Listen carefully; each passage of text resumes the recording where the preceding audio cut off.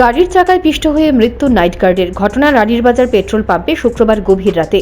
মৃতের নাম জওহরলাল দাস। গাড়ির চালকের ভুলের মাসুল দিলেন প্রাণ দিয়ে প্রয়াত এই ব্যক্তি। সিসিটিভি ফুটেজে স্পষ্ট রয়েছে কিভাবে নাইট গার্ড জওহরলাল দাসকে ধাক্কা দিয়ে ফেলে চাপা দিয়ে বেরিয়ে যায়।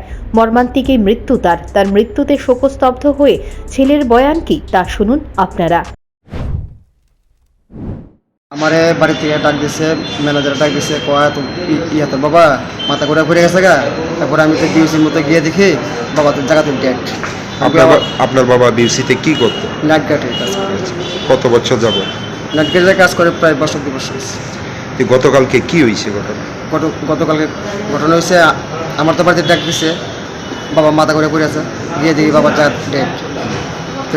ম্যানেজার বললাম তুমি সিসি রিপোর্ট বাড়ি করো, আমার বাবা তো মারা গেছে, বাবা মারা গেছে, তোমার রিপোর্ট দেখাও আমি দেখি।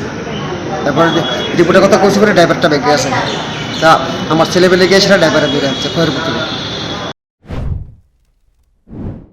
গত 2 বছর ধরে এই পেট্রোল পাম্পে নাইট গার্ডের কাজ করতেন তিনি। তার এহেন মৃত্যুতে গোটা পরিবার ভেঙে পড়ল। এমন তো হবার কথা ছিল না। তবে ঘাতক ট্রাকটি পিষে দিল জওহরলাল দাসকে। পেট্রোল পাম্প কর্তৃপক্ষের খামখেয়ালিপনাও রয়েছে এই ঘটনায়, যা অস্বীকার করার মতো কোনো জায়গা হয়তো নেই তাদের। Bureau report, news prime Tripura.